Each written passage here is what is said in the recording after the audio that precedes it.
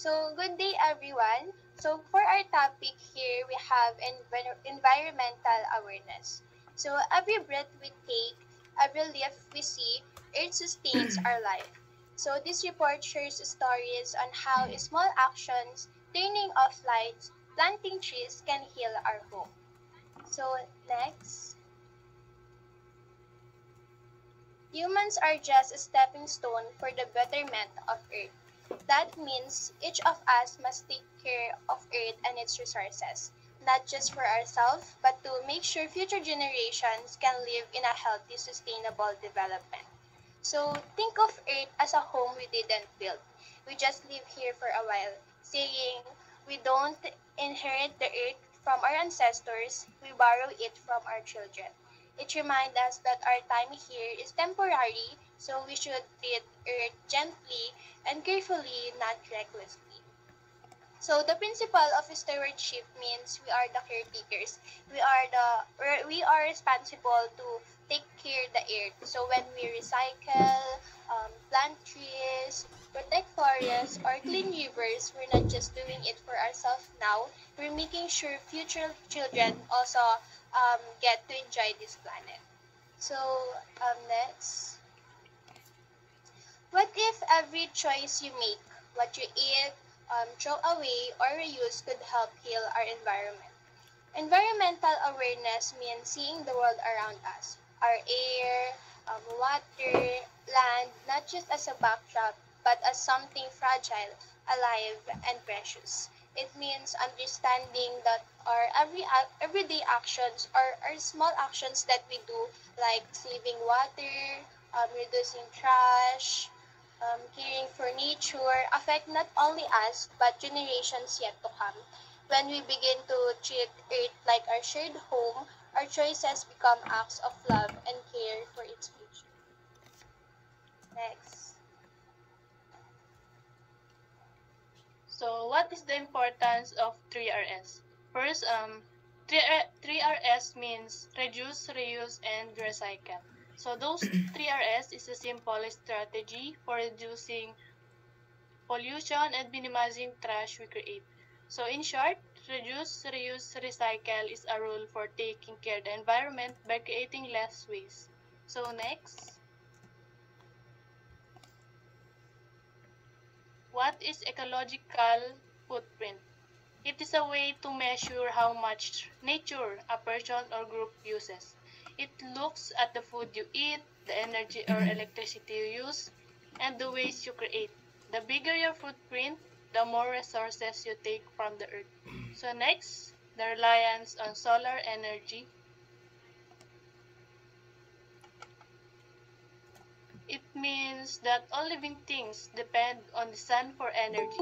The sun provides the light, warmth, which are essential for lives of plants and humans. Plants use sunlight to make their food through a process called photosynthesis. Animals and humans then get energy by eating plants or other animals. Without solar energy, ecosystem would not function and life on Earth could not survive. So we will move on to the environmental problems. So environmental problems are the problems that we are facing today. So actually it can be natural made or it can be human made. So basically, ito, sinasabi dito sa slide na to, mga problems na nakakos ng humans or in a natural way. Next. So environmental pollution, it is one of the problems that we are facing today in this generation. So we have this thing called pollutants or something na tinatawag natin na meaning to say pollutants means it pollutes something. So there are three major pollution. There is air, land, water.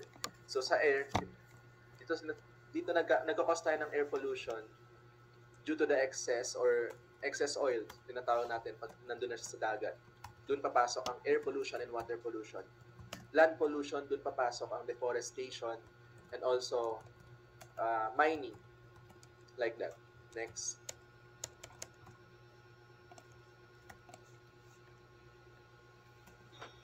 So we have this thing called effects of air pollution on human health. So, alam naman natin kapag tinawag natin na pollution, although hindi natin nakita yung effects, if we inhaled it or it is rapidly killing us slowly. So parang sa air pollution, uh, it is one of the major it is one of the problem here in our society right now. So the effects of air pollution can cause cancer and other diseases that can kill lives of many people. Next. So acid rain is a component of air pollution. So paano nga ba nabubuo ang acid rain? So basically, ang acid rain, when mixed with sulfur and nitrogen oxides, it form an acid rain. So basically, hindi natin nakita minsan ng acid rain, pero pag nagkakaroon ng accumulation of pollution, nagkakaroon ng acid rain. So ang acid rain, it is a dangerous effect of overdose of pollution. So pag na-accumulate siya sa sky, nagkakaroon tayo ng ulan or tinatawag natin na acid rain. Next. Population growth. The world population is growing rapidly, 1.13% per year, according to the simple impact. More people need more space and resources. This leads us to destroying natural areas like wetlands and forests to build houses, using up our natural resources too quickly and causing habitat loss that can lead to species extinction. Next. Deforestation. This is the permanent removal of cutting down the trees, like sa nakikita natin sa picture. The simple impact of this is loss of shelter, like yung mga animals, nawawalan na sila ng mga tahanan. Next. Loss of biodiversity. The variety of life on Earth, all the different plants, animal, and ecosystem. We are losing the variety because of human activities and expansion of plant uses, like farming and building. Simple impact of this is losing species and habitats makes the entire ecosystem less resilient. Next. Climate change. This is primarily caused by burning fossil fuels like coal, oil, and gas, which release greenhouse gases, especially carbon dioxide, into the atmosphere. Other human activities like deforestation and farming also add to these gases. The simple impact of this is gases trap heat, warming the planet and leading to changes in weather patterns such as more severe floods and droughts. Next.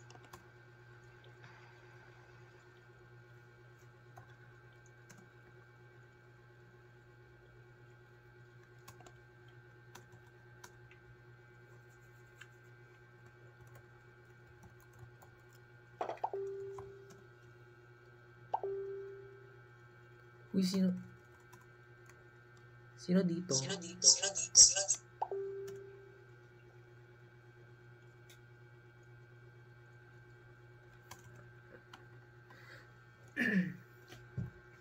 Asin dito.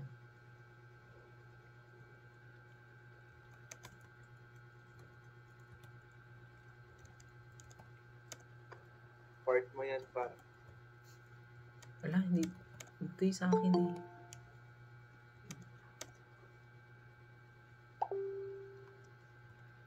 Okay. Impromptu na lang tayo. So, how to solve environmental problem? We are currently facing a number of environmental issues.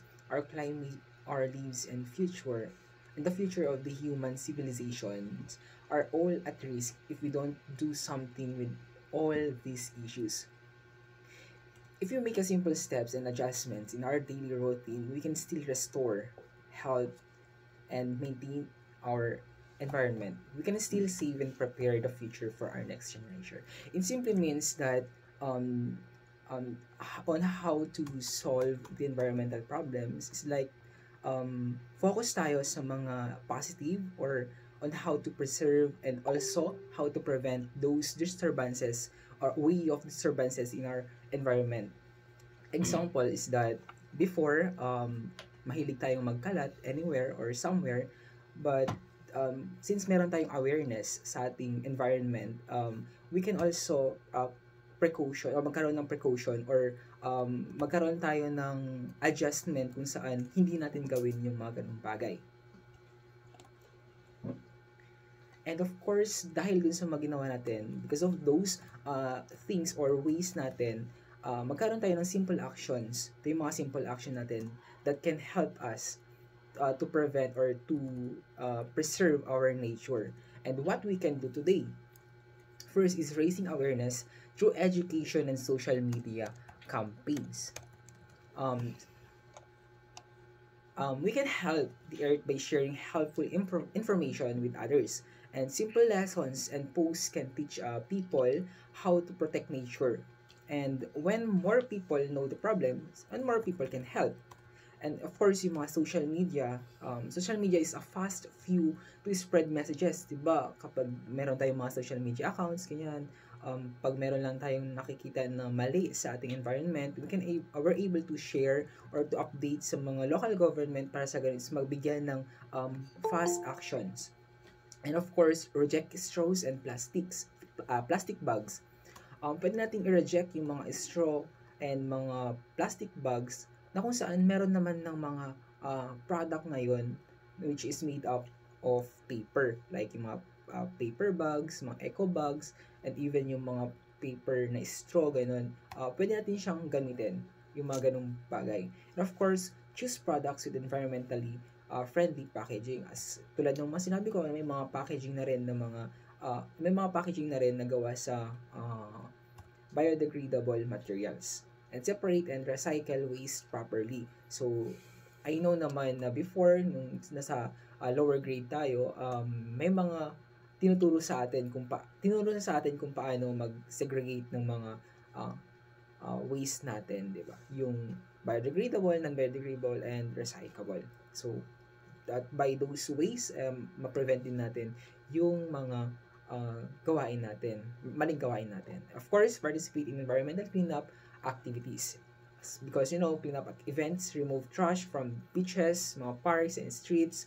They help nature to stay healthy and safe for everyone. And of course, support businesses that care about environment. Some businesses can offer, nag-offer sila ng mga biodegradable na mga products. And of course, they offer mga edible na products. Example ko na lang here is that sa paggawa ng cake, 'di ba? Most commonly they use plastics as yung mga design ganon. But now gumagamit na sila ng mga edible na na materials para sa ganun ay pwede nating i-intake at hindi natin kailangang itapon. That causes disturbances or environment disturbances. And of course, educate people around and spread the word. So, talking to friend, family, and neighbors can inspire action, especially kapag nakita mong mali yung mga ginagawa nila. Pwede mo silang sabihan, ganyan. Pwede mo silang turuan.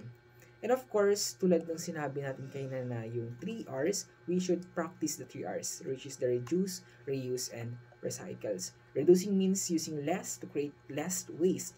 And reusing means finding new uses for old items. For example, gamitin mo ulit yung mga bagay na nagamit na. And of course, recycling means turning used materials into a new product. So, yung nagamit na product ay pwede mo siyang gawin or buuin ulit sa mga iba pang uri ng mga produkto. And that's all.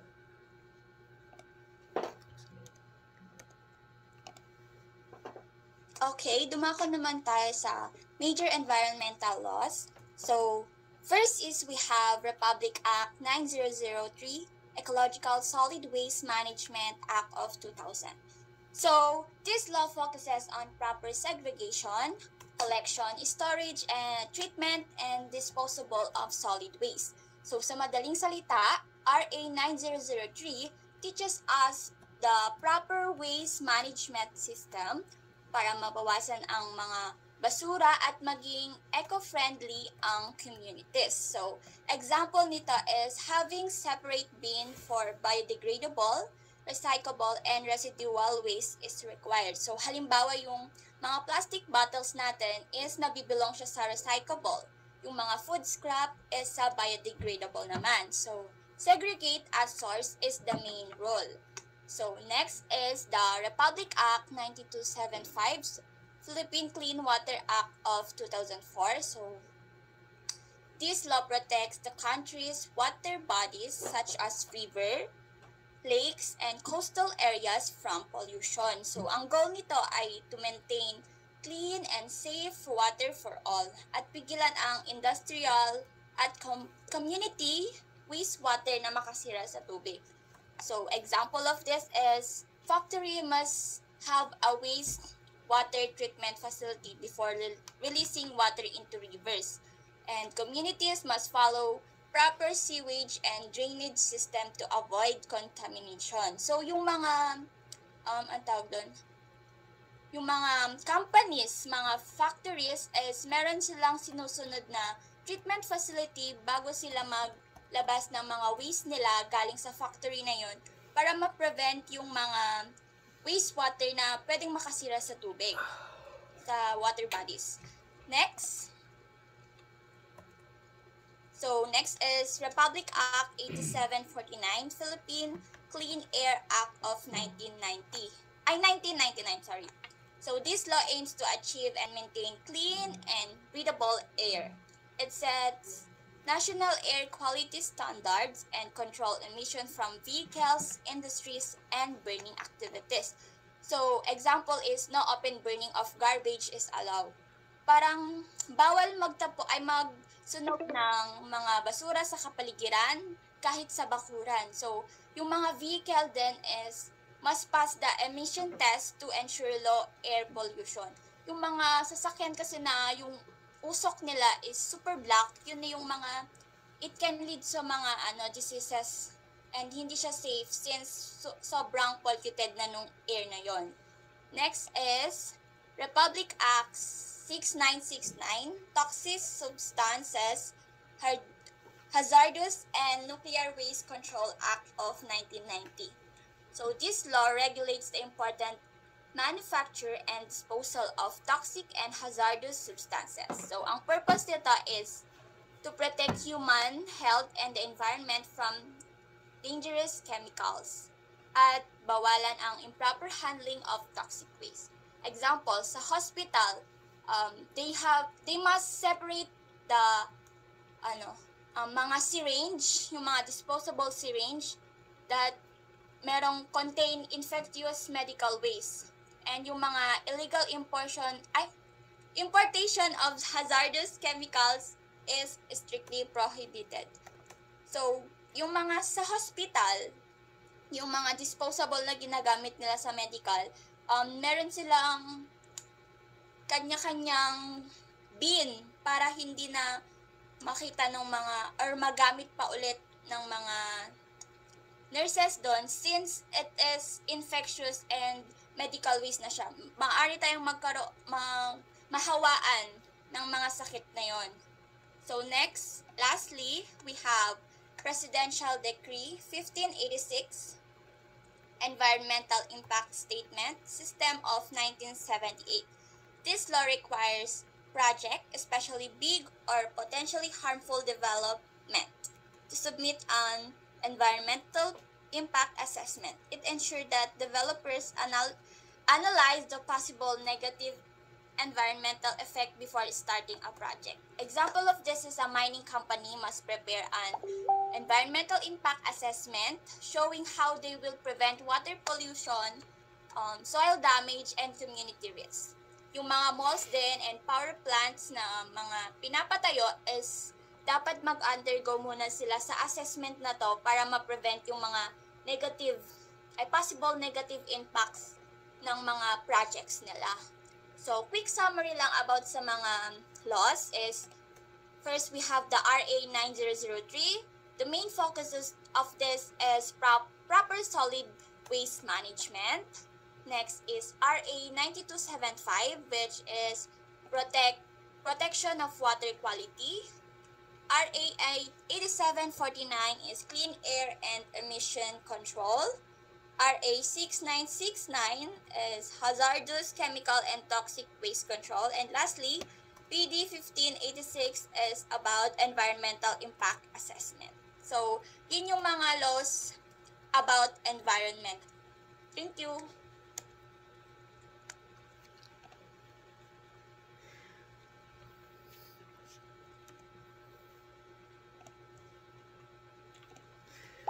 And that's conclude our topic for today. Maraming salamat po.